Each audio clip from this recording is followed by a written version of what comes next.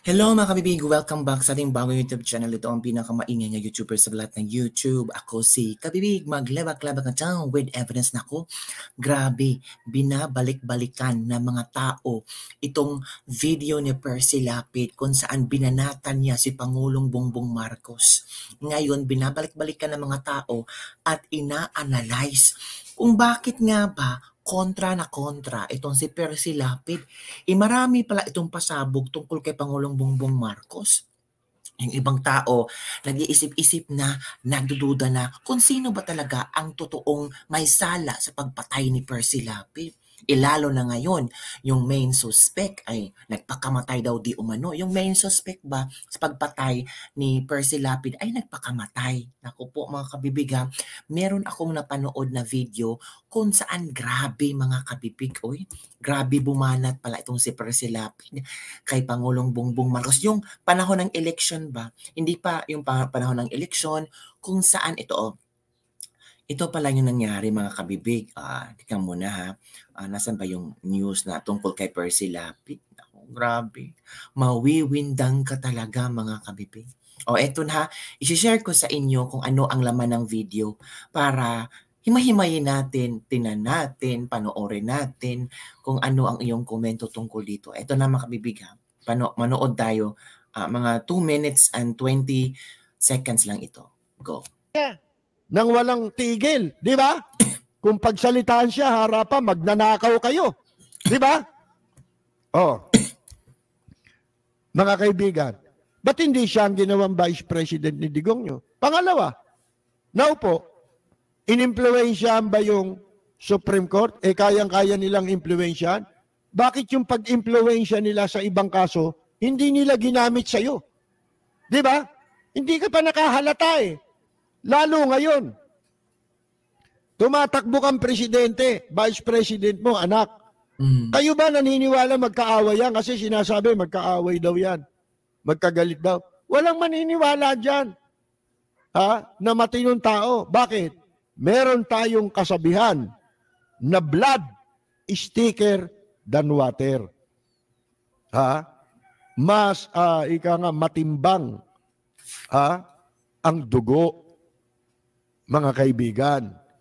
Yan ang sinasabi ko sa inyo. Kaya hindi sila dapat pare-parehong iboto.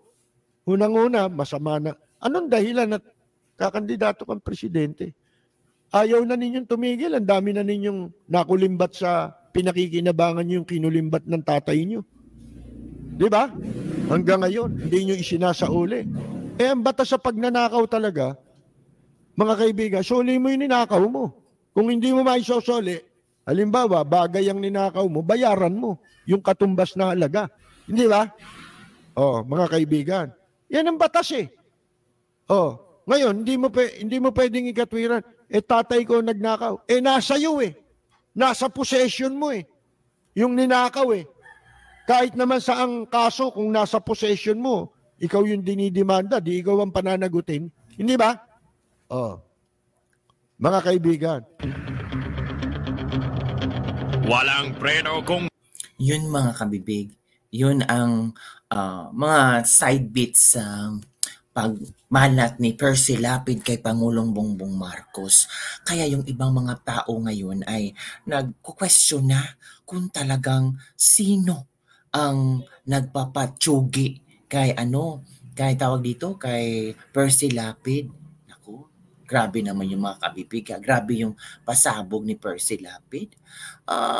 Who do you think mga kabibig ang nagpapatsugi kay Percy Lapid? Yung iba parang nag-iisip-isip na kasi grabe bumanat si Percy Lapid sa kung sinong politiko ang kayang babanatan eh.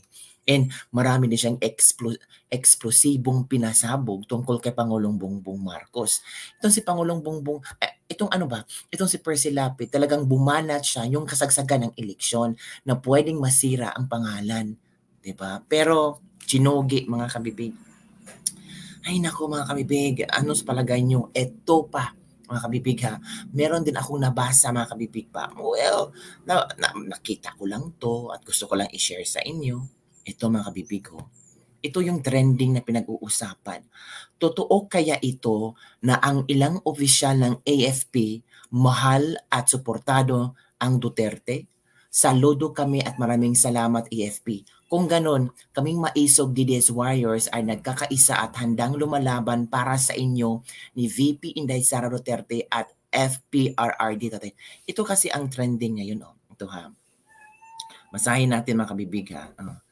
Tinanggihan daw ng ilang opisyalis ng AFP ang alok ng pera kapalit ng paglaglag nila sa mga Duterte para maisakatuparan ang impeachment kay VP Sara at pag-aresto kay FPRRD. Tinanggihan ito at nanindigan ang mga opisyal ng AFP sa kanilang suporta sa mga Duterte at sa bayan. Salute to these brave and honorable men in uniform. Hala, meron palang tawag dito, meron palang mangyayaring bayaran. Grabe naman to. Babayaran yung mga tinanggihan daw ng ilang opisyalis ng AFP ang alok na pera para tawag dito, masira or ilaglag nila si Digong Duterte. Kung mga kabibig, iba na ang mga pasabog ngayon. Talagang laban ng Duterte at Marcos na kung sino yung solid Duterte, kung sino yung solid Marcos. Well, alam naman ng iba na iba talaga ang mga Duterte. VP Sara nga, na-maintain, hindi naman maintain, tumataas ang kanyang satisfaction rating. Yung iba sabi niya, bumababa naman. Kahit bumababa, pero si Marcos yung pinakahuli. So yun mga kabibig, na grabe yung pinag-uusapan ng mga trending news ngayon. Tungkol kay Percy Lapid na mga videos ay nagsilabasan na. Diba? Tapos, yung Young Guns, ang Young Guns pa, may mga pahirit pa sila tungkol kay VP Sara na ito sinabi ng Young Guns pa. Itong Young Guns, ito yung mga congressman. Oo. Young Guns as public officials, pro-Philippines ba or pro-China? Parang pinariringgan nila si VP Sara. Sabi ni Representative Jel Bongalon, dahil napapag-usapan naman ito, dapat may survey din sa mga public officials. Public officials talaga ito survey nila. Tatanungin po kami kung kami po ba ay pro-Pilipinas o pro-China. Sabi naman ni Representative Zia Adyong sa Tagalanaw, magpapasorbi na nga kaya tayo, sino ba ang pro-China at pro-Pilipinas? Kasi unfortunately, sa ating society ngayon, may mga enablers pa rin. May mga nagsasabing parang pabor pa sila sa ginagawa ng China, mga apologists ng China. Sabi ni Paulo Ortega, mabuhay ang mga tunay na Pilipino. Lahat naman tayo dito mahal natin ang Pilipinas. Dapat Filipino ang kampihan. Dapat pro-Pilipinas tayo. Wag naman po yung gamitin ang pro-Pilipinas at pro-China.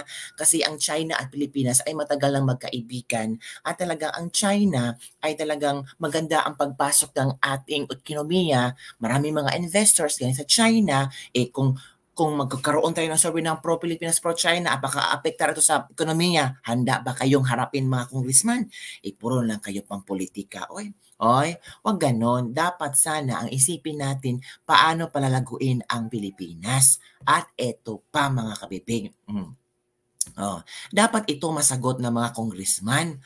Ayon sa bubuwit ni Deo Macalma, ito na. Sino itong bagitong congressman sa Metro Manila na tinanggihan ng kontraktor ng isang flood control project dahil humihingi ito ng 40% na komisyon? Hala! 40% ang hinihingi ng congressman daw, di umano. Well, ito yung mga chika-chika ni Deo Macalma. Knowing Deo Macalma, ang daming mga inside na mga stories, mga reliable sources. Ito nga si Deo Macalma, remember, siya yung nagpasabog ng isang issue. Diba mga kabibig? So ang tanong, sino itong bagitong congressman na humihingi ng 40% na komisyon para mapagawa itong flood control project pero tinanggihan ito ng kontraktor? Lalo, of course, natanggihan talaga ng kontraktor. Paano lang magagawang maging matibay ang flood control project kung 40% pa lang ay kinuha na ng congressman na ito? Diba? Kaya nga, konting baha lang, sira na ang flood control project ninyo. Kasi yung 40% nasa pera na nasa bulsa na pala ng mga congressman na ito. Paano yan? may pasabog si Deo Makalma. Nako, Deo Makalma, dapat mo talagang ipasabog mo para malaman natin kung sinong congressman na ito. Bagitong congressman. Kalerki kayo eh. Oo, ang sarap-sarap yung magsabi, ang sarap-sarap yung magsabi na kami ay para sa pro-Pilipinas kami. Oh, pero ang ginawa ninyo, 40% pala ang gusto nyo makuha sa flood control project. Magkano ba ang daily ng flood control project? 1.4 billion. Kung hihingi, for example, ang congressman hihingi ng 5 billion, magkano bang 40% doon? Laki ha? Yayaman pala mga congressman. O yun ha, yun ang blind item ni Deo Makalma, mga kabibig. Sino itong congressman na ito? Kaya pala walang flood control project kasi may 40% natural. Lugi ang contractor kung hihingi pa ang congressman. So yun mga kabibig ha, yun ang ating latest labak for today. Grabe, na-shock ako sa mga pasabog ngayon ni Percy Lapid. Sino pa ba itong mga AFP na tinanggihan ang pera na ibibigay sa kanila para lang ilaglag ang mga Duterte. Ayaw ng mga AFP. Kasi alam naman ng AFP at mga ibang kapulisan na talagang iba na ang panahon ngayon, iba ang gobyerno ngayon. Hindi na katulad kay Duterte na talagang mahal na mahal sila. Talagang ang Pilipinas ang pinoprotektahan, talagang drug on war, iba talaga. At itong si Deo Makalma, may pasabog na blind item. Grabe din itong blind item ni Deo Makalma, no? Nakakahiya naman itong congressman na ito, 40% ang hihingin sa kontraktor. Ay nako, basta sa gobyerno, no? Tayong mahihirap ay nakakawawa. Bayad tayo ng tax. Tapos sila pala, ginagamit ang pera natin, 40% pa hinihingi. So mga kamibig, ano sa palagay nyo?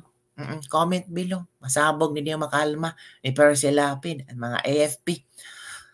Kailan matatapos ang problema ng Pilipinas? Ay lalo ilatang lumulubog tayo dahil sa mga politikong ang iniisip lang ay pera at pagwapo lang, papaepa lang para sabihin they are concerned to the Filipino and to the Philippines. Pero yung concern nila, pera lang pala na kailang bulsa.